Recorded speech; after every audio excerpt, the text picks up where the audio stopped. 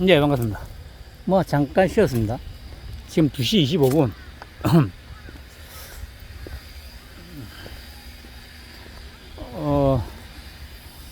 아무튼, 그래, 조금 전에 저 앞에 계시는 저분인데, 그 저분이 이제 뭐 산책을 하고 있는데, 뭐, 라디오를 듣고 가시는 것 같더라고요.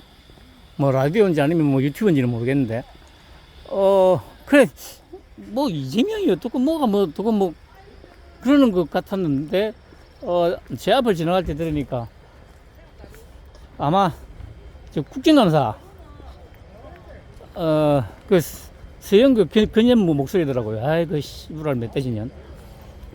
아무튼, 그러니까 아마 이화영이하고 아마, 뭐, 얘기를 하는 장면인 것 같더라고요. 뭐, 대충 얘기가 아마 뭐, 대북 성공 관련해서 뭐 아마 질의응답하는 그거 같은데, 그러니까, 뭐, 저도 항상 얘기하지만,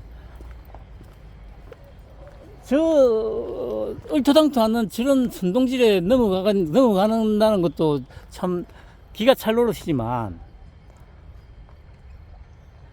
기가 찰 노릇이죠. 그리고, 그러니까, 제가 더 충격이었던 게 뭐였냐면은, 뭐 충격이라기보다는, 뭐 제가 어느 정도 예상하고 있었던 거고, 제가 몇 번 말씀드렸을 겁니다.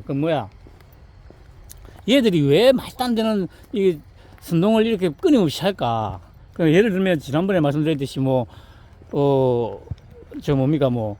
대통령실에 무슨 비밀 통로가 있었다.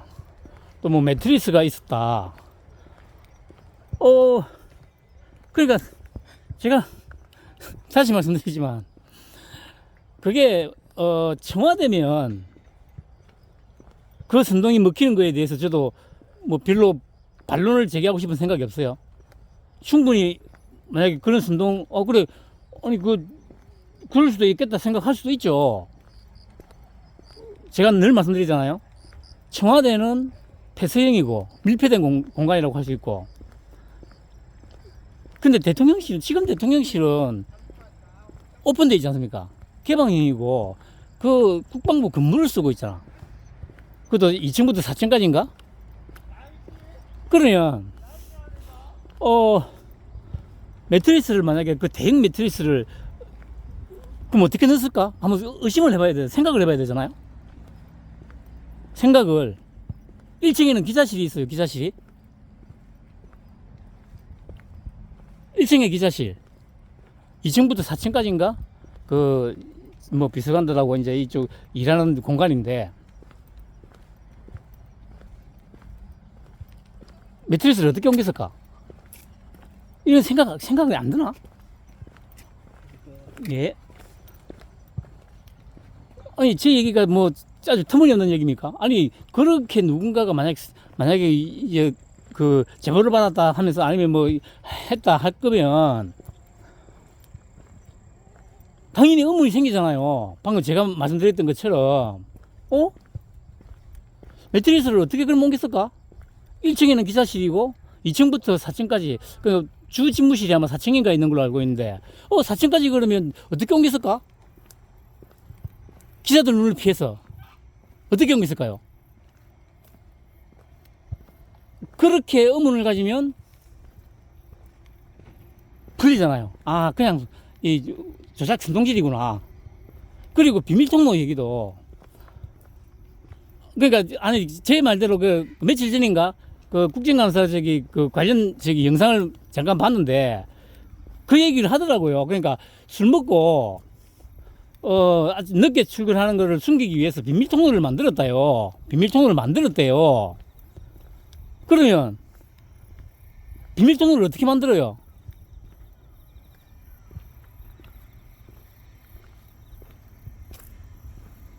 지금 대통령 집무실에 대통령 비밀통로를 어떻게 만드냐고요. 비밀통로를 기자들한테 안 들키기 위해서, 늦게 출근하는 걸 안 들키기 위해서 비밀통로를 만들었대요. 그럼 어떻게 만드냐고. 그거를 용산 대통령실 국방부 건물 거기에 아니, 이런 논문이 안 생기나? 이런 논문이? 그래, 중요한 거는, 제가, 요 근래에 이제, 유튜브나 이런 영상에 달린 댓글들을 좀 읽어보거든요. 읽어보는데, 제가 예상했던 게 맞았어요. 이게, 그러니까 댓글 내용을 보면, 빨갱이 새끼들을 좀 요즘 말로 극혐하는 부류가 맞아요. 그럼에도 불구하고, 그러니까 예를 들어서 원 댓글에 이 개딸들이 몰려와가지고 매술이나 처먹고 막 이런 얘기를 만약에 달잖아요. 그러면 상식적이고, 그러니까 저처럼 이렇게 이제 좀 생각을 한다면, 말도 안 되는 조작 선동하지 마라. 이렇게 다 얘기가 나와야 되는데, 어떻게 얘기하냐면은, 아니, 그랬다 하더라도, 그럼 너희들이 이렇게 개판 치는 거는 괜찮냐? 이런 식의 댓글들이 제법 보여요. 그래, 제가 생각에, 그냥 제가 얘기했던 대로, 이게, 저거편이 아니더라도 일정 부분 제법 많이 먹히는구나, 이런 생각이 들더라고요. 그러니까 제가 얘기했던 것보다 좀 더 심각하게 이게 먹히는 거죠. 저는 솔직히, 저거편이 아니면 방금 얘기했던 그런 터무니없는 조작 선동은 먹힐 수가 없다고 생각을 했는데, 아니, 이게 먹혀요. 와, 제가, 그때 그런 댓글들이 제법 보이더라고요. 술이나 처먹고, 어쩌고저쩌고, 막, 이렇게, 매트리스 어쩌고 저렇게 하면, 그러니까, 정상적인, 이제, 조금만 생각을 해보면, 그게 말이 안 되기 때문에, 되도 않는 개소리 쳐 씹으지 마라. 그 용산 대통령실에, 어떤 방식으로 그러면 매트리스를 갖다 놨으면, 비밀통로를 어떻게 만들었냐. 아니, 그러니까 생각을 해보세요. 그럼 비밀통로가 있으면, 만약에 진짜 있으면, 저 새끼들이 지금까지 그걸 공개를 안 하겠어요? 봐라, 여기. 바로 이런 비밀통로 만들었더라. 그 매트리스 봐라. 아니, 그럼 매트리스가 있다고 했으니까 매트리스를 직접 보여주면 되잖아. 대통령실에 있는 걸. 근데 그런 거는 증거 사진이 하나도 안 나와요. 그럼에도 불구하고, 빨갱이들 갖다가 싫어하는, 그러니까, 그런 사람들은 대부분 그래도 어쨌든 막 미워도 다시 한번 그런 이유에 입원을 찍든지, 아니면 이것도 저것도 싫어가지고 이제 그냥 투표 안 할란다 정도에 부르겠죠. 그런 사람들한테도 그게 먹힌다는 걸 보면서, 제가 이전에 한번 그랬지 않습니까? 아직도 찌짜이밍 지지하는 40% 정도는 전부 다 그냥 좀비키고, 그 아닌 사람들 중에서도 좀비들이 제법 많다 생각했는데, 그 댓글들을 보면서, 내가 예상했던 게 맞았구나.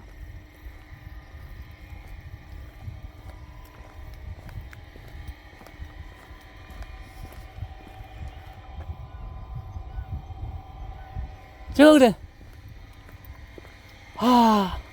그러니까,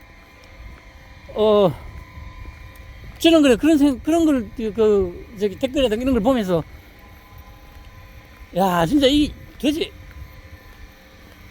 이 나라가 도대체 어떻게 해서 이렇게 잘 살게 됐을까? 그래서 다시 한번 곰곰이 생각을 해보죠.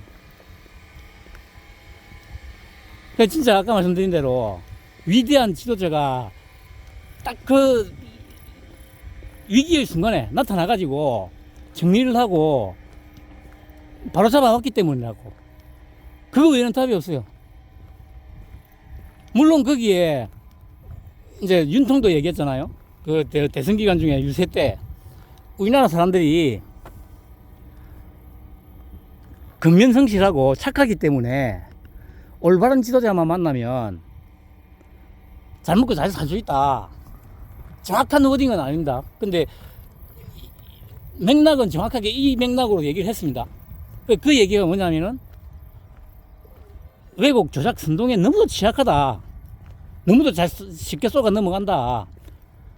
그게 덩신이다는 얘기죠, 그냥. 그렇기 때문에 지도자가, 그러니까 이승만, 박정희, 전두환 대통령 같은 그런 식의 지도자가 나와서 딱 중심을 잡아줘야 된다. 이 얘기를 하고 싶었는데, 그 얘기를 또 그런 식으로 하면 또 난리가 날 거니까 돌려서 얘기한 거죠, 그게.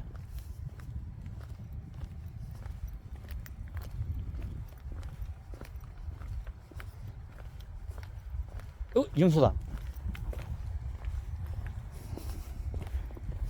매, 매, 매, 매. 안녕. 이놈의 새끼들이 미동도 안 하네.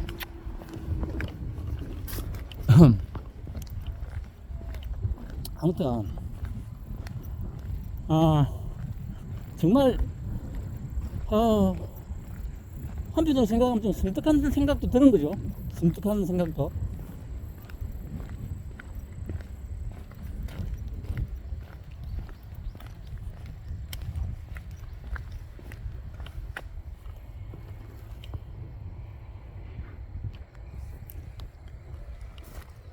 뭔가, 그러니까 또 이번에는 또 뭡니까?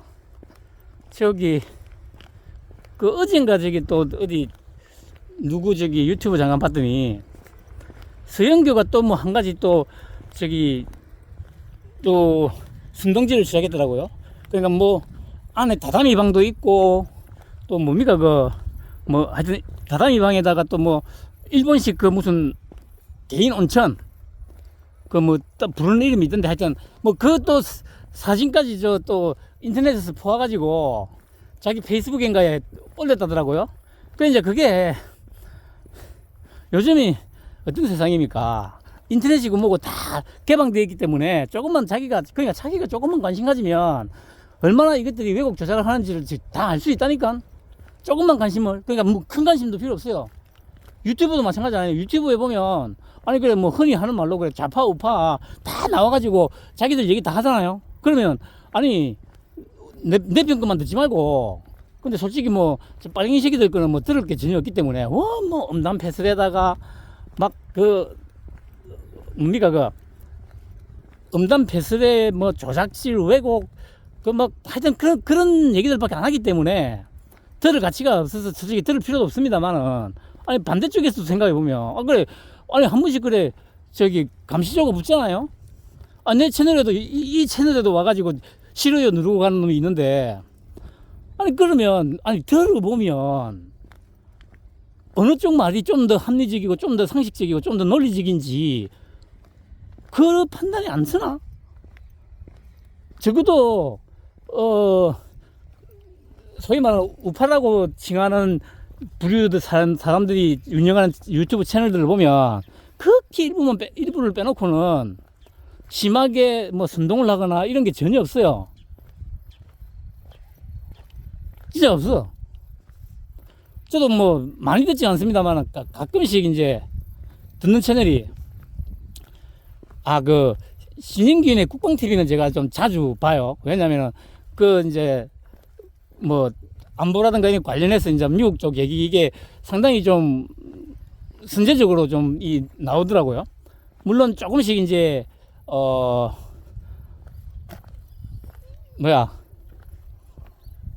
예전에 한번 좀 틀린 부분이 하나 있긴 있었는데 뭐 그런 큰 건 아니니까.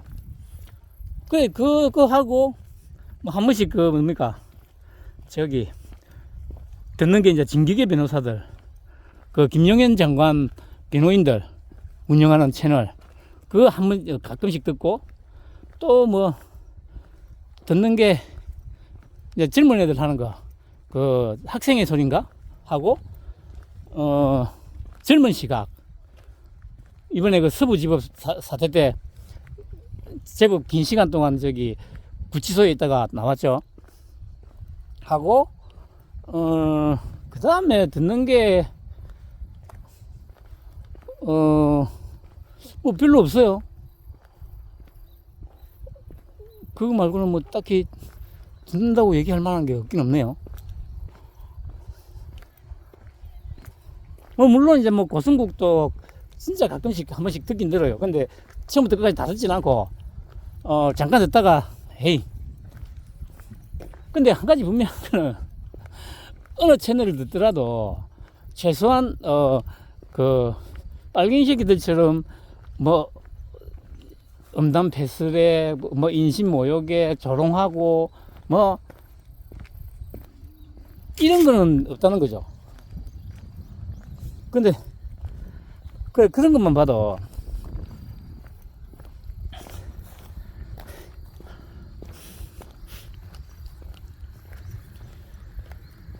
차이가 바로 느껴지는 거죠. 그런데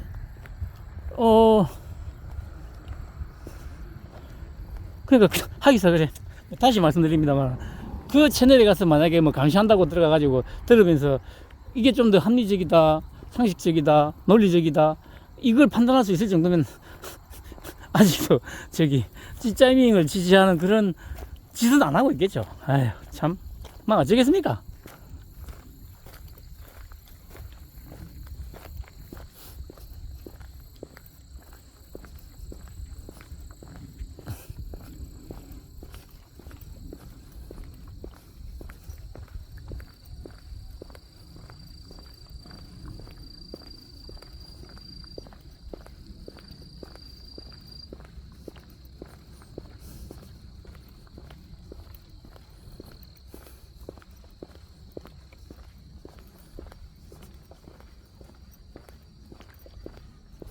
아무튼 참 그래, 그런 걸 보면서 야 참 이런 수준의 국민들을 이끌고 나라를 이만큼 선진국 반열에 올려놨다는 거 정말 그냥 이거는 이승만 대통령, 박정희 대통령을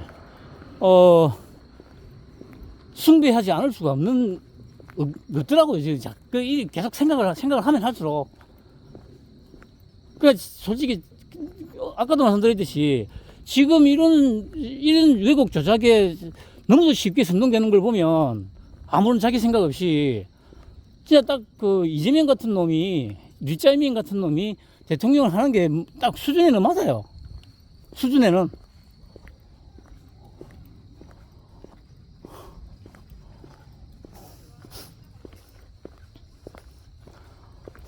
근데 그러지 않고 정말 한 50년 만에, 그렇죠, 진짜 50년 만이죠. 50년 만 나라를 이만큼 반석 위에 올려놨다는 것은 위대한 지도자가 아니면 불가능입니다. 불가능. 제가 요 근래에 또 이제 한 10년, 12년 전에, 그러니까 그게 아마 그 박근혜 대통령이 당선되고 이제 하니까 이제 아마 특집으로 KBS에서 2013년도에 이제 특히 박정희 대통령에 대한 업적에 대해서 뭐 새마을 운동, 그다음에 포스코 만든 거, 또 뭡니까 저기 산림 녹화 사업, 뭐 이런 거 업적들이 많잖아요. 그러니까 여기에 대해서 이제 재조명을 이제 했었거든요. KBS에서 그 당시에. 그걸 이제 다시 이제 뭐 정주행까지는 아니고 쭉 봤죠. 봤는데 그러니까 이게 물론 그러니까 그래 그때 이제 그게 아마 수출 100억 불 달성 했다고 하면서 이제 그 프로에서인가 조희연이가 나와가지고 그 당시에 그냥 성공회대 교수였더라고요. 조희연이 그 새끼가 나와가지고 이제 이런저런 얘기를 하는데 그냥 그 새끼도 제 빨갱이잖아요. 그러다 보니까 그러니까 자기도 이제 박정희 대통령의 그 위대한 업적을 완전히 깎아내릴 수는 없으니까 어느 정도는 인정을 하는데 그러니까 뭐라고 얘기를 하냐면 그러니까 이제 물론 지도자의 공도 있지만 국민들이 성실하고 정말 근민해서 이렇게 된 거라고 하는데 그거는 지금에 와서는 저는 그거 전혀 동의를 안 해요. 만약에 국민이 근면하고 성실하다고 해서 나라가 지금 그러니까 완전히 진짜 밑바닥에서 한 50년 만에 이 수준으로 올라올 수 있을 거라 생각하세요? 그러니까 윤통이 그렇게 얘기했다고 했잖아요. 우리나라 사람들은 근면하고 성실하기 때문에, 착하기 때문에 지도자만 잘 만나면, 그래, 이 얘기가 지금 제가 하는 얘기예요. 윤통이 했던 얘기가. 전부 다 지금 거꾸로 얘기를 하고 있는 거예요. 뭐 국민들이 근면해서 그거는 그러니까 그 구슬이 스말이라도 깨어야 보배라는 말이 있지 않습니까? 그 구슬이 스말 있으면 뭐합니까? 그냥 제각각 그냥 구슬 나뒹굴면 그 쓰레기잖아, 쓰레기. 아무리 구슬이 그 개개인이 아니고 개개인 구슬들이 이쁘고 막 하더라도 그냥 꿰지 않고 그냥 흩어놓으면 그냥 그렇게 되는 거예요. 그럼 그걸 잘 꿰야 되잖아. 그 꿰는 거를 이승만 대통령, 박정희 대통령, 그리고 전두환 대통령이 했던 거예요.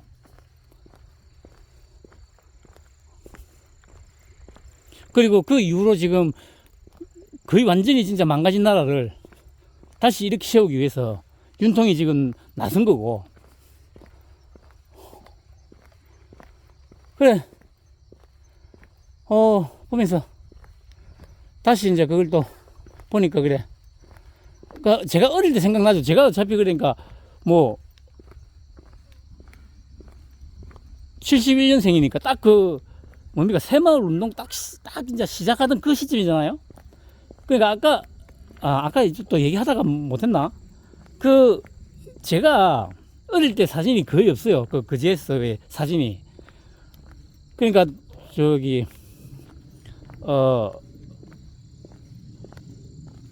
뭐야,